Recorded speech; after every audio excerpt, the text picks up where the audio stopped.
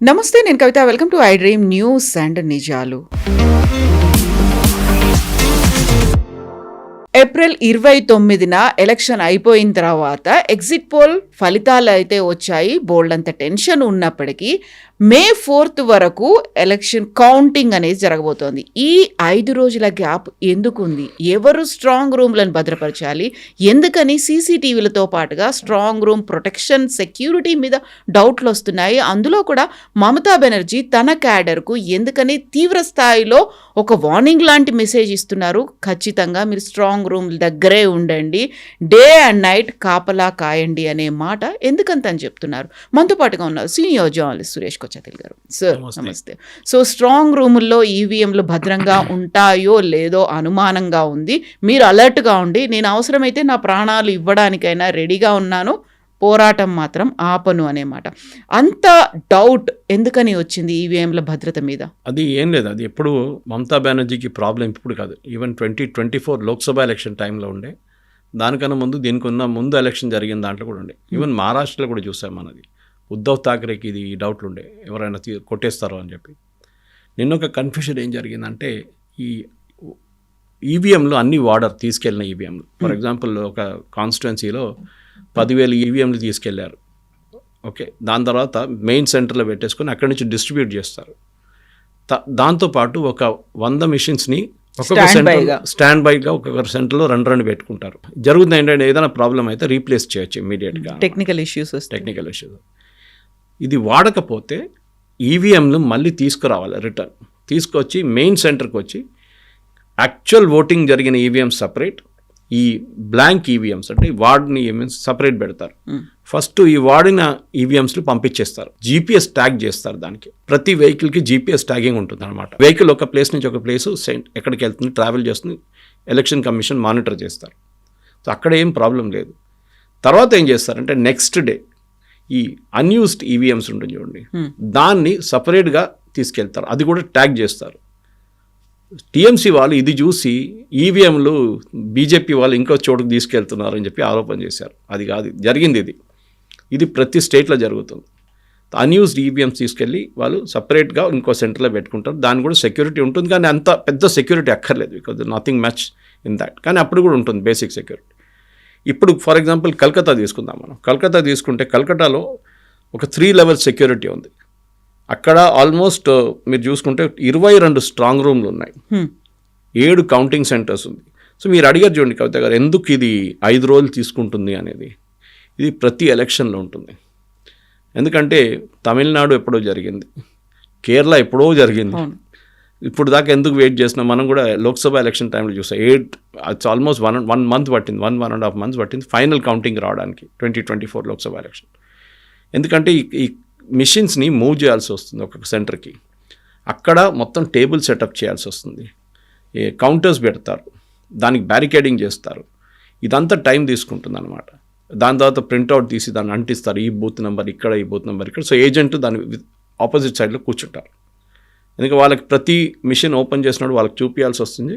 Machine seal తీసినప్పుడు వాళ్ళు check చేస్తారు, ఎస్ అంటారు, దాని తర్వాతే కౌంటింగ్ స్టార్ట్ అవుతుంది. అవి కూడా ఈ బటన్ ప్రెస్ చేస్తే బీజేపీకి ఎన్ని ఓట్లు వచ్చింది చూడండి అంటే వాళ్ళు రాసుకుంటారు వాళ్ళ వైపు నుంచి. దెన్ టీఎంసీకి ఎంత వచ్చిందన్న టీఎంసీ రిప్రజెంటేటివ్ రాసుకుంటారు. సో ఇది ఒక్కొక్క రౌండ్ బై రౌండ్ నడుస్తుంది ఇది. ఓకే, సో ఒక రౌండ్ అయిపోయిన తర్వాత ఈ మిషన్లు యూస్ చేసిన మిషన్లన్నీ, దట్ ఈస్ ఆల్రెడీ కౌంటింగ్ అయిన మిషన్స్ని మళ్ళీ ఒక బాక్స్ వేసి సీల్ చేసి పక్కన పెడతారు దాన్ని. ఎందుకంటే రేపు ఏదైనా ఒక ఎలక్షన్ పెటిషన్ వస్తే క్యాండిడేట్ బర్నింగ్ ఆఫ్ ఈవీఎం కూడా డిమాండ్ చేస్తారు, చిప్ బర్నింగ్ డిమాండ్ చేస్తారు. ఇప్పుడు జరుగుతుంది ఒక, ఐ థింక్ హర్యానాలోనో ఇక్కడ, ఐ థింక్ బీహార్లో జరుగుతుంది ఒకటి అట్లనే కేసు, మహారాష్ట్రలో కూడా ఒకటి ఉంది.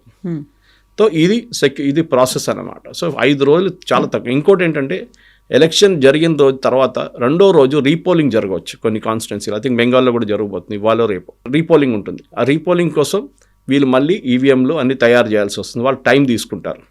అది 1వ, 2వ బూత్లోనే ఉంటుంది, కానీ ఆ పని అంతా కూడా ఉంటుంది. మళ్ళీ రిటర్నింగ్ ఆఫీసర్స్ పిలవాలి, మళ్ళీ ఇదంతా తయారు చేయాలి, మళ్ళీ పోలింగ్ ఏజెంట్స్ని ఇన్ఫామ్ చేయాలి, ఓటర్ని ఇన్ఫామ్ చేయాలి. చూడండి, మీ బూత్లో జరిగిన ఓటింగ్ ఏదో జరిగింది, ఈవీఎం స్పాయిల్ అయిపోయింది, ఖరాబ్ అయింది, వీఆర్ రీడూయింగ్ ఇట్ అగైన్, లేకుంటే ఏదో వైలెన్స్ జరిగింది అక్కడ. ఇప్పుడు ఇది ఒక ప్రాసెస్ అనమాట. సో ఈ దానికోసం ఇప్పుడు స్టేట్లో కూడా మనం చూసాం, ఎంటైర్ వెస్ట్ బెంగాల్లో 200 కంపెనీస్ సిఏపిఎఫ్ అంటే సెంట్రల్ ఆర్మ్డ్ పోలీస్ ఫోర్స్ని పెట్టారు వీళ్ళు. అది సిఆర్పిఎఫ్ ఉండొచ్చు, సిఐఎస్ఎఫ్ ఉండొచ్చు, బిఎస్ఎఫ్ ఉండొచ్చు, ఎవరైనా ఉండొచ్చు. మమతా బెనర్జీ నాకు ఆరోపణ చేశారు, బీఎస్ఎఫ్ వాళ్ళు బార్డర్ గార్డ్ చేయాలి కదా, వాళ్ళు ఇక్కడేం చేస్తున్నారు వాళ్ళు అని చెప్పేసి. ఎమర్జెన్సీ రోజులు ఎందుకు కనిపిస్తున్నాయి ఇక్కడ మాకు అనేది. అది ఎందుకంటే లాస్ట్ టైం 7 రౌండ్లు జరిగిన తర్వాత కూడా చాలా పెద్ద వైలెన్స్ జరిగింది. ఎలక్షన్ ముందు వైలెన్స్ ఉండే చాలా మటుకు, కానీ దాని తర్వాత కూడా వైలెన్స్ జరిగింది. చాలామంది చనిపోయారు దాంట్లో.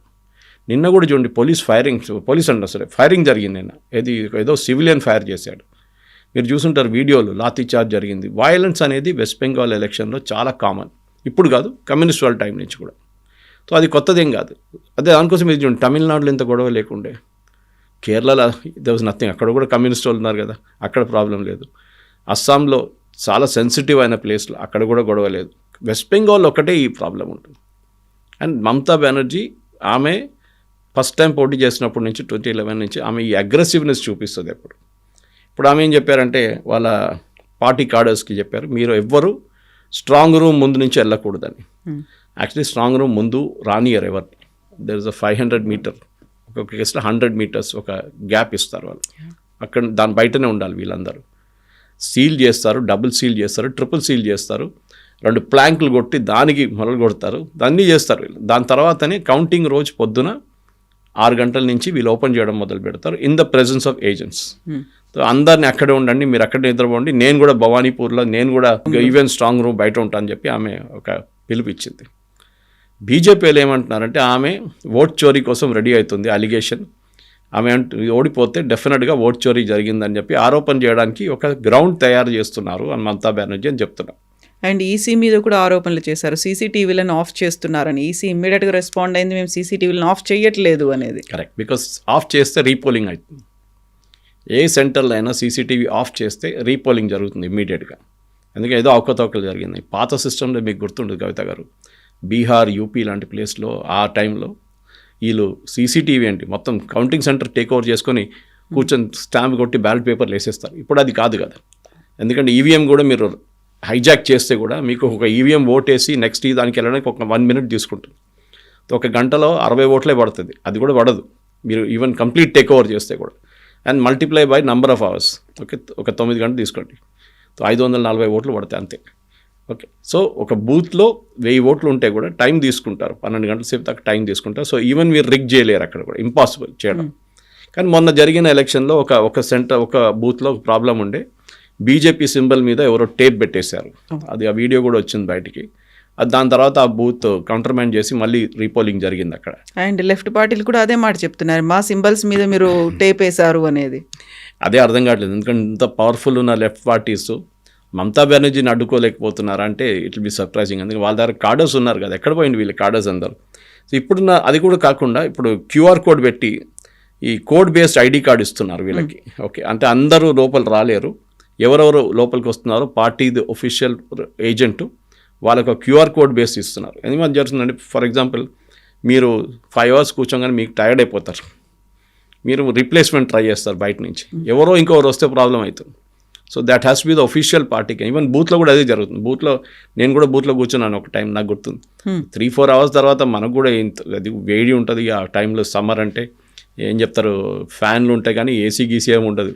So you have to somehow బయటికి వెళ్ళి ఒక నీళ్ళు దాకా వస్తాం, లేకుంటే ఏదైనా తినేసి వద్దామని చెప్పి వెళ్తున్నప్పుడు మీ పార్టీ రిప్రజెంటేటివ్ వచ్చి మిమ్మల్ని రీప్లేస్ చేయాలి, ఎవరో వచ్చి రీప్లేస్ చేయడం కాదు. సో అదొక పెద్ద లాజిక్ ఉంది దాంట్లో కూడా. సో అనాథరైజ్డ్ ఉండకుండా చేస్తున్నారన్నమాట.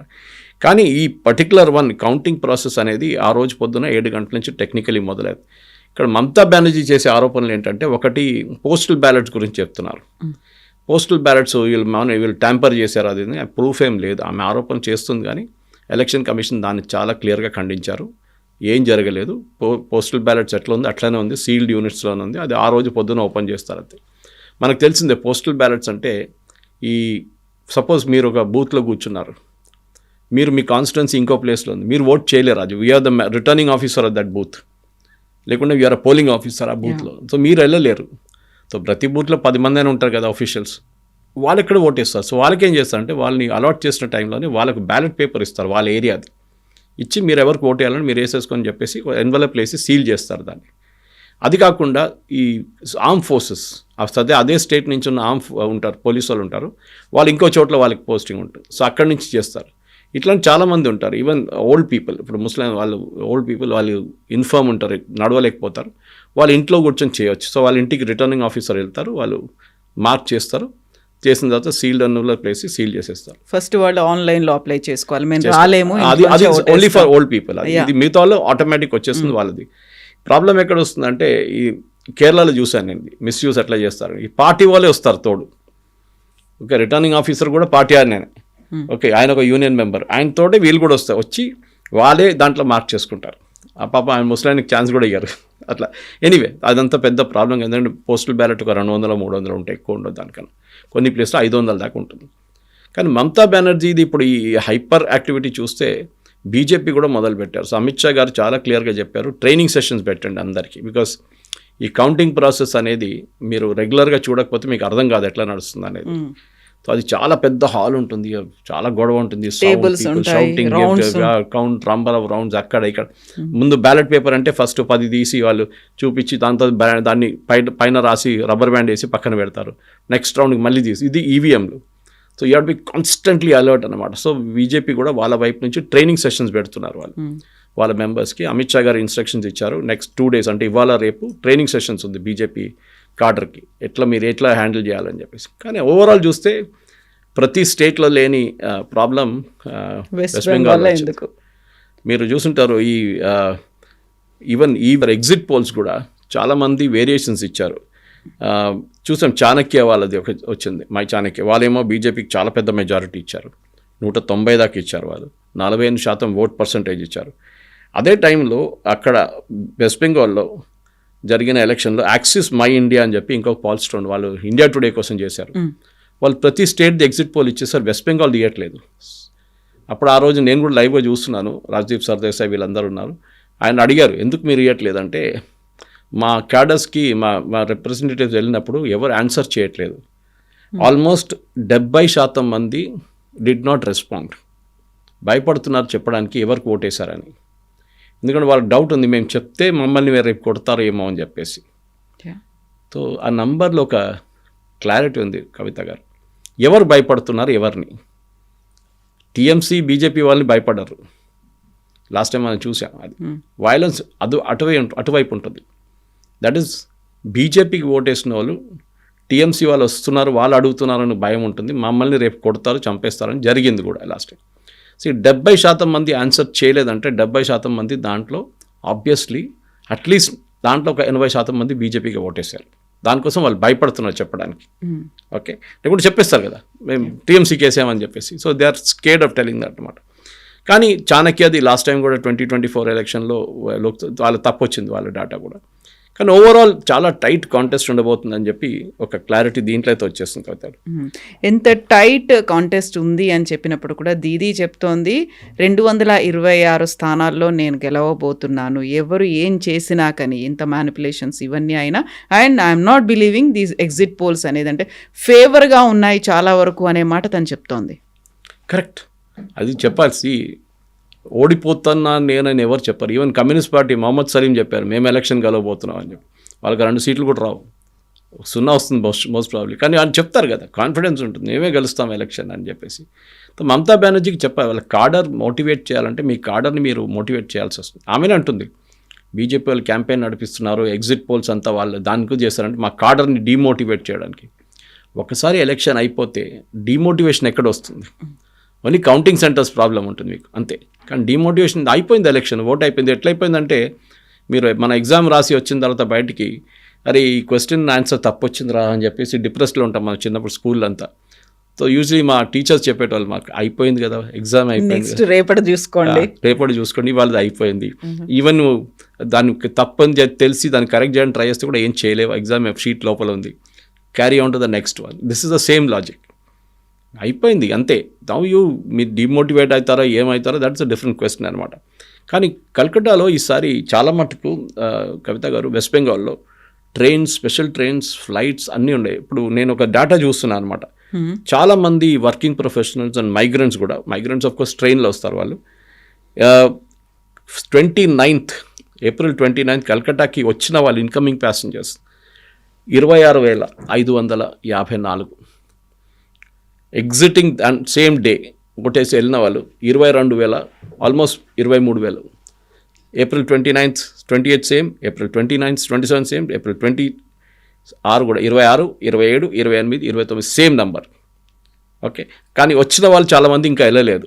అంటే వాళ్ళు కొంచెం లేట్ వచ్చాం కదా కొన్ని రోజులు ఉండామని చెప్పేసి. యావరేజ్ ఫేర్ ఢిల్లీకి 5,000 నుంచి 14,000 ఇంక్రీజ్ అవుతుంది ప్రతి చోట. Ahmedabad, Bengaluru, Hyderabad 17,000 to 21,000 for one ticket. Usually అది 8 నుంచి 11 ఉంటుంది, 8,000 ఉంటుంది మ్యాక్సిమం. ఇప్పుడు చూడండి, హైదరాబాద్ టు కల్కటా ఇస్ 21,000 అన్నమాట. సో యావరేజ్ ఫేర్ ఇది మోస్ట్లీ ఏంటంటే ఇక్కడి నుంచి చాలామంది మైగ్రెంట్ లేబరర్స్ వెస్ట్ బెంగాల్కి వెళ్ళి ఓటేశారు ఈసారి. నేను చెప్పాను చూడండి, ఇక్కడ వాళ్ళ భయం ఏంటుండండి, మేము వాట్సాప్లో చాలా మటుకు గ్రూప్స్ మెసేజెస్ జరిగింది ఏంటంటే, మీరు వచ్చి ఓటు వేయకపోతే మీ ఓటు ఉండదు నెక్స్ట్ టైం, బీజేపీ వాళ్ళు తీసేస్తారు అని చెప్పి. మైగ్రెంట్ వర్కర్స్ చాలామంది అక్కడ వెళ్ళి మళ్ళీ ఓటేసి వచ్చారు వాళ్ళు. నోయిడా లాంటి ప్లేస్లో హెల్ప్ లేదు, డొమెస్టిక్ హెల్ప్స్ అందరూ మాయమైపోయారట. సో ఒక ఆమె నిన్న ఒక క్లాసిఫైడ్ యాడ్ వేసింది, మై మేడ్ ఈస్ మిస్సింగ్ అని చెప్పేసి. సో ఆ పరిస్థితికి వచ్చేసారన్న. అంత కీన్ కాంటెస్ట్ జరుగుతుంది వెస్ట్ బెంగాల్. మీరు ఎక్కడ చూడట్లేదు. అస్సాంలో ఇట్స్ టేకెన్ ఫర్ గ్రాంటెడ్, ఏమంతా గెలిపిస్తాడు. కేరళలో it will be a touch and go, but UDF గెలిపిస్తారు. Stalin is okay in except for 1 or 2 polls, 1 poll. Stalin కూడా కంఫర్టబుల్ ఉన్నారు. నారో కాంటెస్ట్ ఉంటుంది, కానీ టైట్ ఉంటుంది అక్కడ కూడా. ఇక్కడ ఒకటే ప్లేస్లో ఈ ప్రాబ్లం వస్తుంది. నిన్న కూడా చాలామంది నన్ను అడిగారు, ఫోన్ చేసి అడిగారు, సురేష్ గారు ఏం జరగబోతుంది వెస్ట్ బెంగాల్లో. నేను చెప్పాను, అది నాకు తెలిస్తే నేను చాలామంది బెట్టింగ్ గ్యాంగ్లు ఉంటారు, వాళ్ళ దగ్గర నేను కూడా బెట్లు పెట్టుకుంటాను కావాలంటే. కానీ ఏం జరుగుతుంది అనేది ఒక సింపుల్ ఎక్స్ప్లెనేషన్ ఎట్లా వస్తుందంటే, ఆల్మోస్ట్ 90 లక్షల మందిని తీసేశారు ఓటింగ్ లిస్ట్ నుంచి. Okay, very clear. మనం దీనికన్నా ముందు కూడా డిస్కస్ చేసాం. డివైడ్ బై 294 మీరు డివైడ్ చేస్తే మీకు ప్రతి కాన్స్టిట్యున్సీలో 30,000 ఓట్లు పోయినాయి. Approximately 29,000 something.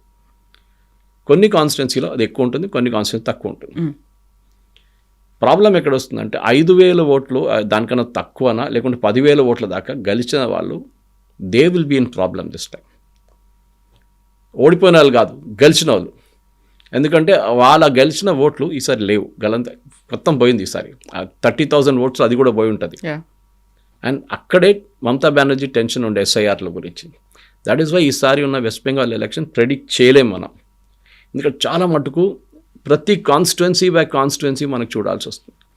నేను ఆల్రెడీ అనలైజ్ చేసి ఇప్పుడు వెస్ట్ బెంగాల్లో ఉన్న దాంట్లో మీరు ఎలక్షన్ కమిషన్ వెబ్సైట్కి వెళ్తే బెంగాలీలో ఉంది, అది మొత్తం డౌన్లోడ్ చేయలేకపోతున్నా. ప్రతి కాన్స్టిట్యున్సీలో ఎన్ని ఓట్లు పోయినాయి అని చెప్పేసి. కానీ మీరు చూసుంటారు, ఫస్ట్ రౌండ్ జరిగినప్పుడు 20 లక్షల మంది ఎక్కువ ఓటేశారు. సెకండ్ రౌండ్ కూడా బహుశా నంబర్ నేను చూడలేదు, ఇంకో అదే నంబర్ ఉండొచ్చు. ఇప్పుడు మీరు 90 లక్షల మందిని తీసేశారు, 20 లక్షల మంది ఓటేశారు. సెకండ్ రౌండ్లో కూడా ఒక 20 వేస్తే 15 అని పెట్టుకోండి, 35. అంటే 90 minus 40, 50 lakh పీపుల్ ఇప్పుడు కూడా బయట ఉన్నారు. ఈ ఎవరు ఎక్స్ట్రా 40 అంటే వీళ్ళందరూ కొత్త ఓటర్స్. ఐదర్ ఫామ్ 6 ఫిల్అప్ చేసి కొత్తగా వచ్చారు, లేకుంటే 18 and just 18 and above వాళ్ళు ఎన్యూమరేట్ అయ్యారన్నాడు. సో ఈ ఎలక్షన్లో మీరు ప్రెడిక్ట్ చేయలేని ఈ ప్రాబ్లం ఇది. ఏ ఎలక్షన్ అయినా మీరు ప్రెడిక్ట్ చేయదు. దాంట్లో మై యాక్సెస్ ఇండియా వాళ్ళు ప్రెడిక్ట్ చేయట్లేదు, ఎందుకంటే ఇట్స్ వెరీ డేంజరస్. ఆ నంబర్ ఇంత మటుకు ఎస్ఐఆర్ ఇంపాక్ట్ జరిగిన ఏ స్టేట్ లేదు, వెస్ట్ బెంగాల్ ఒక్కటే. అండ్ డెఫినెట్గా ప్రతి కాన్స్టిట్యున్సీ బై కాన్స్టిట్యున్సీ చూడాల్సి. నేను 294లో 4వ తారీఖు మన అనాలిసిస్ కోసం నేను అనలైజ్ చేస్తున్నప్పుడు చాలా కాన్స్టిట్యున్సీస్లో 15,000, 16,000, 20,000 ఓట్లతో ఓడిపోయిన గెలిచిన క్యాండిడేట్స్ ఉన్నారు. వాళ్ళ మీద కాన్సన్ట్రేట్ చేయాల్సి వస్తుంది. ఆ రోజు పొద్దున్న రిజల్ట్స్ వస్తున్నప్పుడు you can easily see a swing అటువైపు. ఎందుకంటే ఇప్పుడు కూడా మమతా బెనర్జీకి ఒక పెద్ద అడ్వాంటేజ్ ఏంటంటే Kolkata, Hooghly, Howrah, so north Parganas 24, south Parganas 126 స్థానాలు ఉన్నాయి. And Malda also that. ఈ 126లో ఆమెకి ఎప్పుడు 100s 100 వస్తుంది, ఆమెకి 100 సీట్లు వస్తుంది. ఈసారి అది తగ్గి 60కి వెళ్తే దెన్ షీఈ్ ఇన్ ట్రబుల్. అది ఆమెకు భయం ఉంది. దానికోసం మీరు చూస్తారు కలకత్తాలో, ఈ కలకత్తా చుట్టుపక్కల అన్ని ఏరియాస్లో కూడా భద్రలో కమ్యూనిటీ, ఎస్సీ కమ్యూనిటీ వాళ్ళు, హిందూస్, వాళ్ళు మమతా బెనర్జీకి ఎప్పుడు ఓటేస్తారు. ఈసారి ఆ ఓటు ఇటువైపు వచ్చిందో అని ఒక డౌట్ ఉంది. ఎందుకంటే చాలా మటుకు ఒక పోలరైజ్ క్యాంపెయిన్ నడిచింది.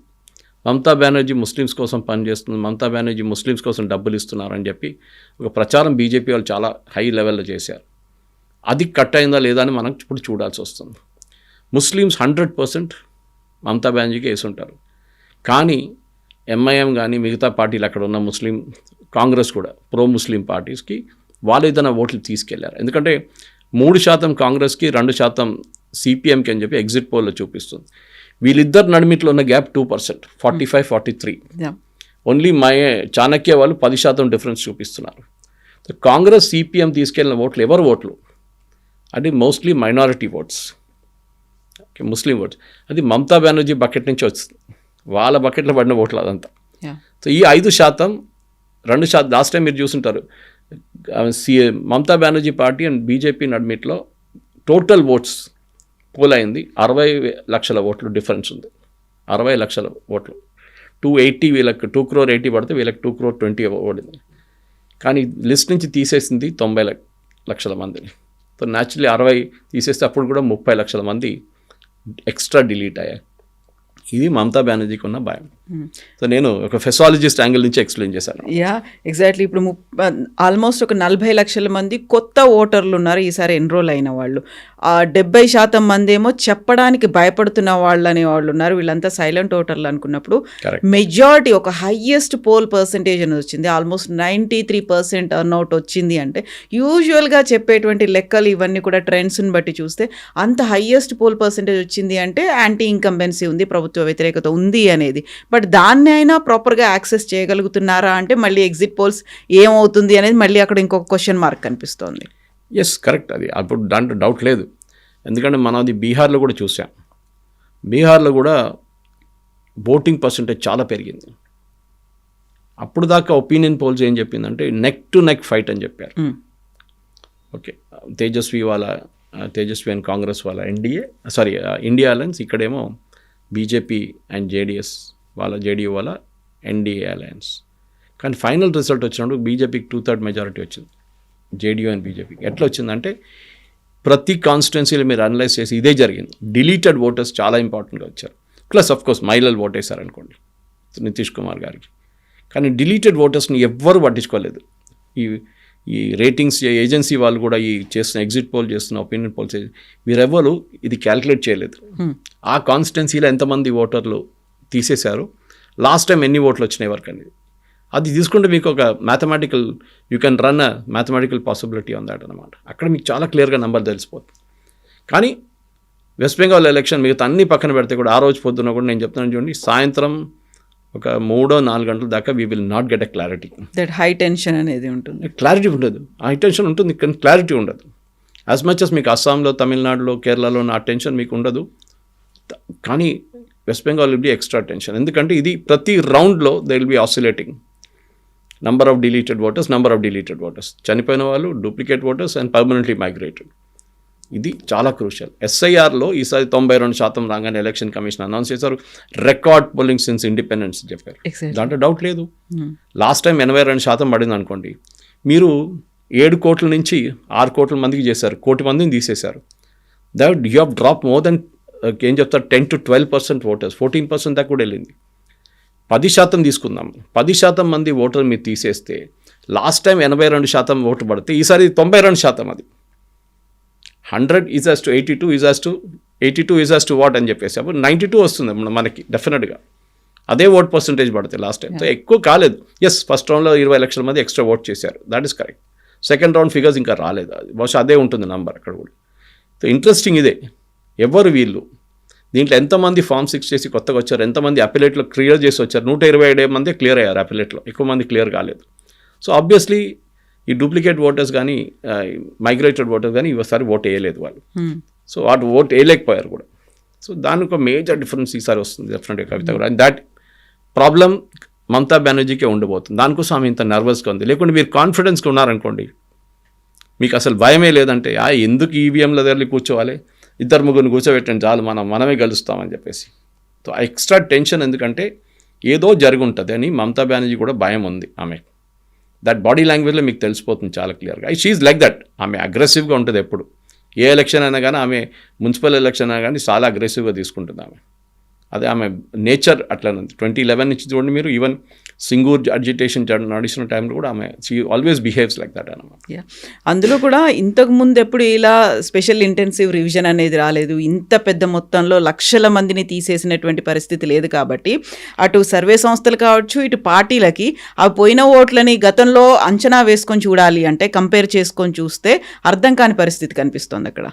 Yes correct. ఇప్పుడు నేను ఫిగర్స్ చూస్తున్నాను కవిత గారు, ఎందుకంటే ఓటేసిన వాళ్ళు కూడా చాలామంది ముస్లిం మెజారిటీ ఏరియాలో హెవీ ఓటింగ్ జరిగింది. మాల్డా, ముర్షిదాబాద్లో అంతా 96% దాకా ఓట్లు పడ్డది. న్యాచురల్లీ మీరు ముస్లిమ్స్ ఓట్ మీకు వేస్తారని తెలిసిన కాన్స్టిట్యూషన్ మీకు ఎక్కువ ఓటు వస్తే అది డిసడ్వాంటేజ్. మీకు రావాల్సిన ఓట్లు హిందూ మెజారిటీ ఉన్న కాన్స్టిట్యున్సీలో మీకు రావాలి ఎక్కువ ఓట్లు, సో మీ పర్సంటేజ్ పెరిగిపోతుంది. మీకు అనిపిస్తుంది నాకు 40%, 42%, నాకు 44% దాకా ఓట్ పర్సంటేజ్ వస్తుందంటే దాంట్లో మేజర్ చంక్ మీ స్ట్రాంగ్ ఏరియా నుంచి వస్తుంది. మీరు నాన్ స్ట్రాంగ్ ఏరియా నుంచి ఎక్కువ ఓట్లు రావాలి మీకు. అక్కడ ఎలక్షన్ మేనేజ్మెంట్ అంతా దాంట్లోనే ఉంది. సో మీరు బూత్ ప్లానింగ్ చేస్తున్నప్పుడు, ఎలక్షన్ ప్లానింగ్ చేస్తున్నప్పుడు, బూత్ ప్లాన్ నేను కూడా చేశాను ఇప్పుడు, కానీ ఆ టైంలో ఇంత ఈవీఎంలు ఏం లేకుండా, ఇట్ వాజ్ మోర్ మాన్యువల్ ఉండే, కానీ ప్లానింగ్ ఉంటుంది. ఓకే, ప్రతి దోపర్చి సిస్టంలో యూ హ్యావ్ టు క్యాల్కులేట్ ఎంతమంది 46 మంది 50 మంది మీ షీట్లో ఉన్నారు, వాళ్ళని కంప్లీట్గా ట్రాక్ చేయాల్సి వస్తుంది అనమాట.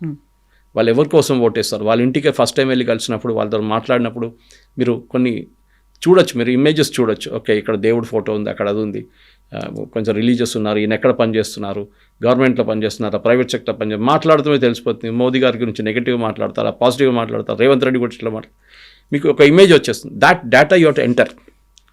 సెకండ్ విజిట్ కొన్న మళ్ళీ రీఎన్ఫోర్స్ అవుతుంది, మూడో విజిట్ స్లిప్ చేయడానికి వెళ్తారు. అప్పుడు దాకా మీకు 90% మీ లిస్ట్లో ఉన్న ఆ బూత్లో ఉన్న 1200 మందిలో 1000 మంది మీకు తెలిసిపోతుంది ఎవరు ఓటేస్తారని, మీకు క్లారిటీ వచ్చేస్తుంది. మీరు అక్కడే క్యాలిక్యులేట్ చేసుకోవచ్చు.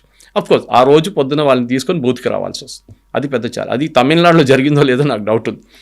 విజయ్ కేసులో అదే నాకు డౌట్ వస్తుంది, ఎందుకంటే వేరీడ్ నంబర్స్. ఒక ఛానల్ అయితే ఇండియా టుడే, వీళ్ళు మై ఇండియా యాక్సెస్ వాళ్ళు చాలా హెవీ నెంబర్ ఇచ్చారు, which is not possible, statistically impossible. అది either it may be single digit or double digit touch అవుతుందా అనేది. డబుల్ కూడా టచ్ కాదు, it will be in single digit. Okay, అది మీరు ఈజీగా మీరు కూర్చొని క్యాల్కులేట్ చేయొచ్చు. అది Vijay will hit about 7 to 8% అంతే.